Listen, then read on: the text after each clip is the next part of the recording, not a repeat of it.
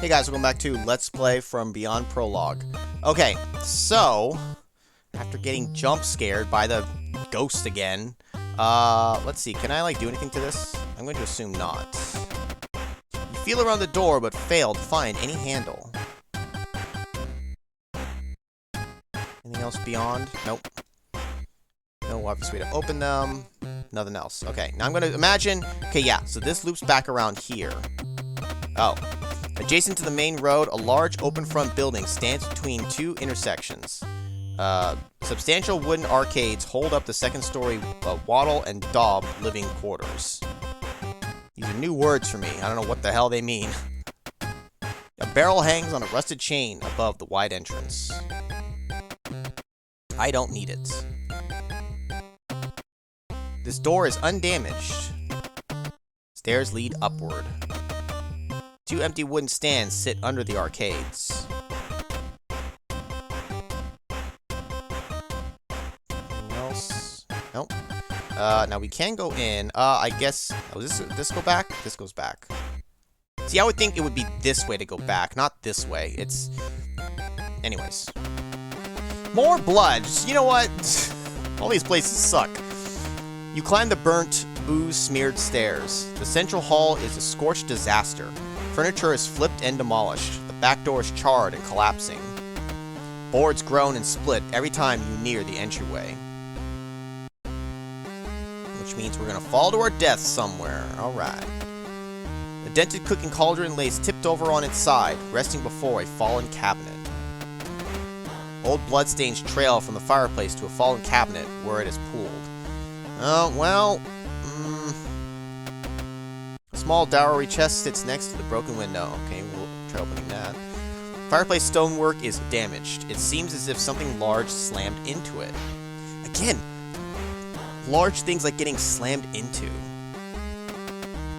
This half of the room is charred beyond recognition. The floor is riddled with holes. There's a broken oil lantern laying near the fireplace. I shan't be needing this.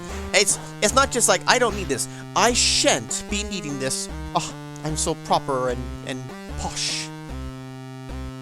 Oh, can I take this? I don't need it. Oh, I don't need it versus, I shan't be needing this. Right, let's open the chest. It's locked. Lock this. Oh. Use the knife to pick. Use the tongs? Use the axe. Use the quill to pick the lock. That'll never work. No, can I, like, move this? Use something! Nope. Can I look at the blood? Old bloodstains trail from the cabinet, from the fireplace to a cabinet where it is pooled. Where is this? Oh! Oh, as you walk towards the next door, as you walk towards the next room's doorway, the floor gives way. What did I say? Didn't I say I was gonna fall to my death? Oh my god! You freefall, clawing at open air, only to land with a sickening squelch. Impaled on debris, your life seeps away. Fucking Mortal Kombat death. You suck. Flawless victory, fatality, friendship again. Alright. Good job, us. Okay, so, fuck that. How do I label this in my notes? Also, where's my pencil keeps disappearing? I'm gonna say house, second floor, like, collapses, as well as a locked chest, we'll say. Alright, we'll come back here later. Much later. Before I continue going that way, I missed something possibly here and the other way. The coral gate is broken open. Aged goat bones lay scattered across the pen's turf. Alright, it's a goat. The bones that cover the pen are mostly unremarkable. However, one skeleton remains complete and undisturbed. Something metallic dangles from its neck. There we go. Anything else? The rotting gate hangs open.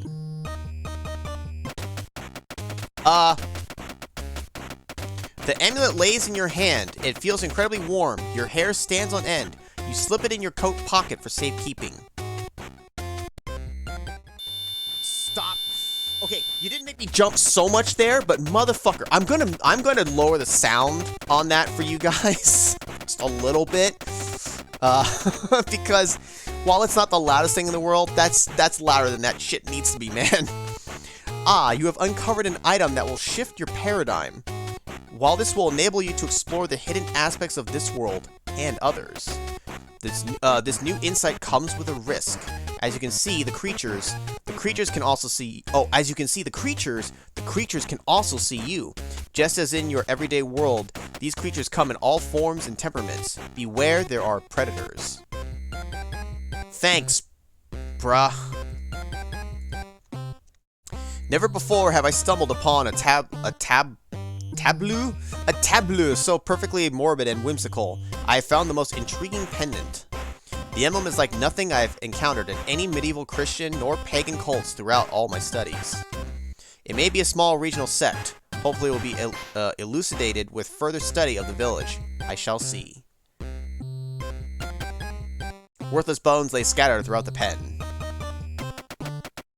What first appears as a small hill of snow takes shape as you approach.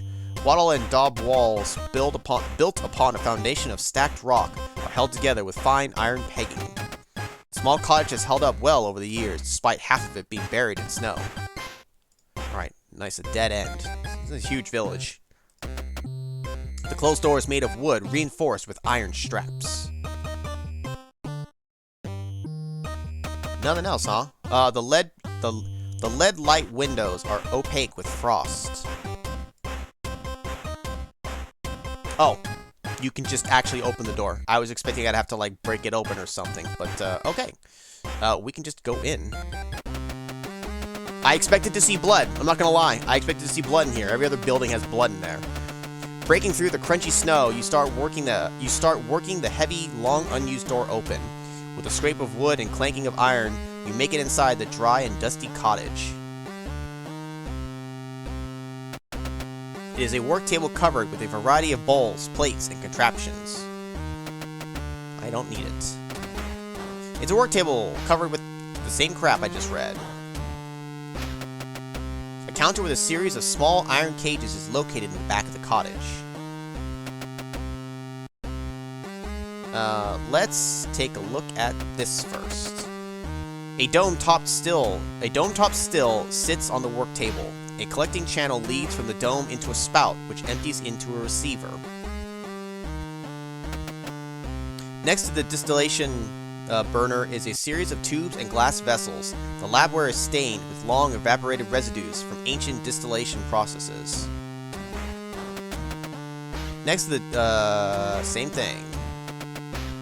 My experiment was a success. I cannot wait to share my discovery with the others. My speculations were correct. These creatures are not our own imaginings projected, but rather, they naturally exist all around us unseen. We need only part the veil that separates ourselves from their world. Through my observations, I discovered that they are as hierarchical and diverse as our own natural world. Some sup, graze on vegetation, while others feast on the flesh of their fellows. I have many more tests to undertake. My experiments are awaiting the blacksmith's delivery of my frame. Oh, that's right. So we may have to actually do what was mentioned for the alchemist, right? Let's see. An empty ceramic jar. Take that. Oh, let's look at the amulet. The gold disc-shaped amulet emits warmth. One side of the amulet is engraved with a star surrounding a small flame. The empty ceramic jar appears to accommodate a large volume of liquid. There's a small pile of lead ingots. There we go. Alright. Bundle of lead ingots. It is a fire steel, flint and steel used for starting fires. Ooh, maybe I'll take that. This ancient flint and steel still sparks. Looks like a small jewelry box. Small velvet-lined box. Inside is what looks like a lens, but it isn't glass. You pick up the lens. It is light and feels like some type of resin, perhaps. Tapping the lens, it sounds dull, not the sharp plink of glass. For the size, it is also far too light. It seems to be an unfamiliar resin. Best to leave the jewelry box where it is. I don't need it. Take the stool. Alright, cool. Let's look at here now. Heading to the back of the room, you approach the long, narrow table supporting the two empty cages. Besides the cages is a small rectangular stand with an empty star-shaped hole in the middle, a book, and a candle. Oh boy, we're gonna summon Satan here. 5 symbols surround an image of a star with a flame inside of it. Ancient language that you are unfamiliar with fills the rest of the page. The opposite page features a symbol that resembles a branch.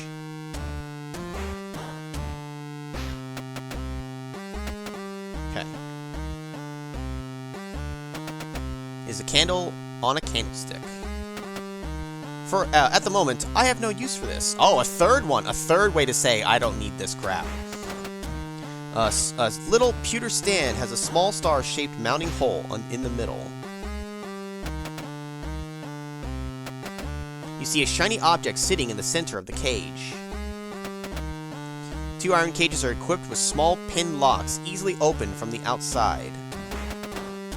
You open the cage door to retrieve the amulet. A sharp sting, you jerk your hand out of the enclosure. Oh my god! Looking down, there are bloody stumps.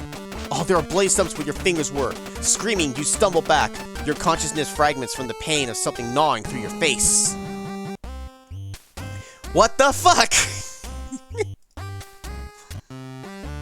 Suddenly, oh my god, it burns! No, I didn't. No! Oh! I was just trying to. I didn't realize the 2 actions were. It just does it all at once. Oh, my bad. Okay, we'll open that one. We'll leave that one be. We'll leave you for now. Use the star amulet.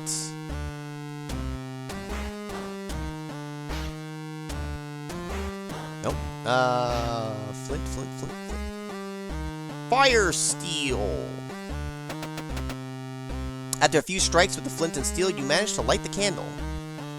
Does that make it safe now? Nope. Oh my god, I'm on fire!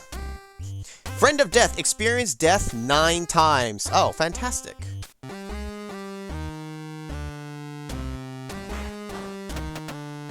Is a candle on a candlestick. That was an achievement, by the way, that I just got that I was reading. Okay, so, cage has an amulet. I'm gonna put fire. Just lights my ass on fire, basically. We'll come back to that. Okay, this house is done for now. We're done here. We did this. This is the way we have not gone yet. Right? Because this goes towards here, and then this leads back to there. It's so confusing. The trail steadily wends its way north, passing a series of dead trees. The path ends at the mountain base. You see an exterior of a mine. Oh, the journal entry. Incoming flash, incoming ghost. I was expecting it, honestly.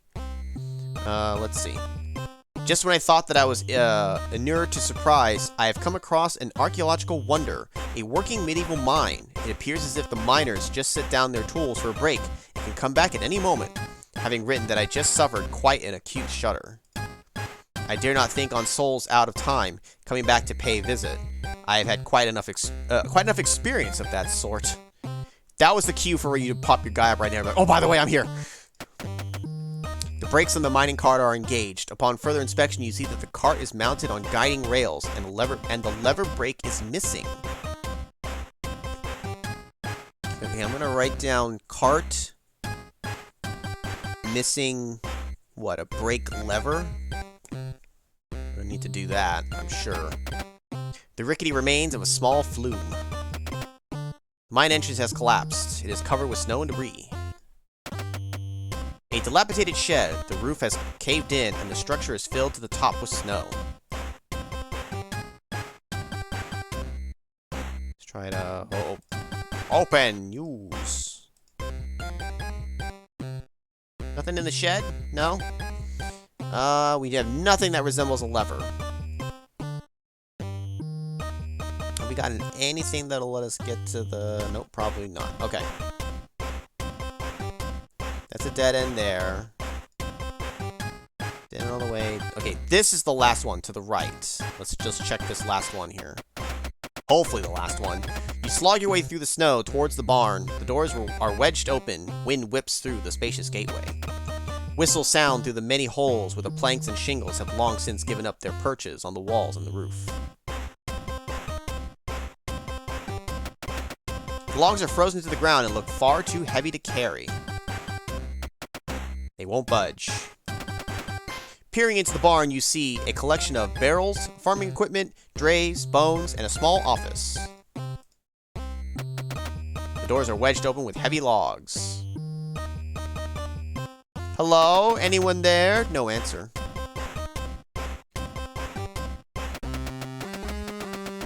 Oh, that's an arm. Inside the barn is something. Shit. Everything is covered in a light dusting of snow. A plow lays next to the side wall with an assortment of old mining equipment. Sorry, hold up. I'm gonna save on 1. I'm gonna load 2. Only because I need that flavor text. I need to understand what's in that room. Sorry. Inside the barn is a collection of barrels, drays, and bones. Everything is covered in a light dusting of snow. Plow lays next to the sidewall with an assortment of old mining equipment. Okay. Oh, no, I need to load 1. And it's like nothing happened. In the hole, the wall wasn't indicative... If the hole in the wall wasn't indicative enough of the power exerted by some unknown apparatus or entity, the powdered spine and neck bones of this poor horse would be. After examining the long-dead nag, I can only hypothesize that it was no machinery that wrought this destruction. The horse's head was manually severed from its body, though the application of force to its upper vertebrae and neck, through the application. Poor creature. I don't need it. Plow has deteriorated. Most of the wood has rotted and fallen apart. How about this arm? It is the severed arm of a small man. His sleeve is still attached. There are no indications of a blade being used. Dislocation is present in all of the major joints. The arm has been ripped off. A wrecked minecart and heaps of scattered ore. Broken barrels filled with nondescript detritus sit in the corner against the back wall. It appears that they may have been smashed when the wall was breached. Looks as something burst through the wall. Something big! The fissure and walls are coated in black mucoid material. Examining the equipment, you find it decayed and mostly worthless. The one exception is a pickaxe, which has made it through the years only superficially rusted. Nice. Rusted iron head is perfectly balanced on the rough wooden handle. How about that arm, though? Come on! Give the man a hand. Alright. Take some of that ore. Amongst the scattered of ore, you have discovered a lever. It probably broke off the destroyed cart. Nice. Alright, perfect. We got it. The heavy rusted iron lever leaves flakes in your hand. Anything else I can take? It won't let me take it, but I really wanna, man. I wanna. Take the hole in the wall. A cart loaded with ore sits at the back wall next to a small office. The simple wooden door to the office is closed. Windows shuttered. Door looks rickety, as if it might fall apart at any moment. Shuttered wooden window. Several old carts sit, its metallic straps rusted and wood decayed. The cart is loaded with unprocessed ore. You dig through the ore but find nothing of value. Hello? Anyone there? No answer? The door bows but does not give. It's barred from the inside. Oh. Behind the window, you find a skeleton sitting in a wooden chair at a desk facing you. It is missing an arm. Desiccated blood stains cover the room. I was honestly expecting that. You didn't get me that time, motherfucker. I was expecting that. Now, this may be too soon, but alas, we may not have the luxury of an extended acclamation. You have noticed a series of horrific incidents occurred in this town. I have continued to observe your explorations and found that you are an astute fellow. Gathering evidence and cataloging locations will only get you so far. I can help you uncover the truth in a more visceral manner. Okay, that gave me a little bit of a chill. What the fuck was that? You showed me a flash of the past of some tentacles lashed at the guy? I wasn't ready for that, so did the lashing motion, did it take the arm? I missed it. Fuck. Well, I'll be able to see it back in the playback.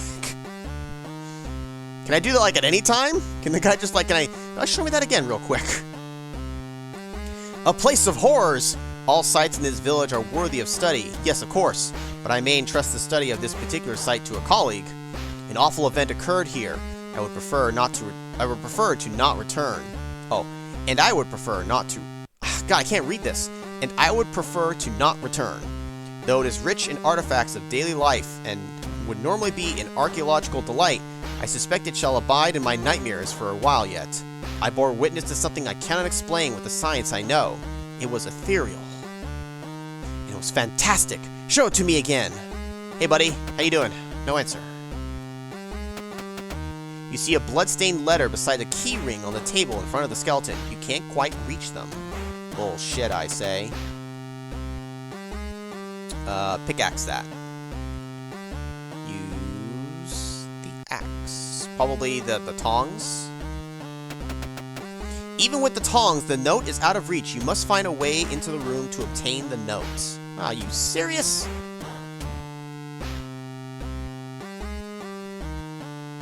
Chop it down, chop it down. You wield your axe and batter the door down. That actually worked. Color me surprised. The door looks rickety, as if it might fall apart at any moment. You think? Any moment, you say. Don't get up, I swear. Inside the small office, you see a skeleton sitting in a wooden chair at a desk. It faces the window. The skeleton's right arm is missing.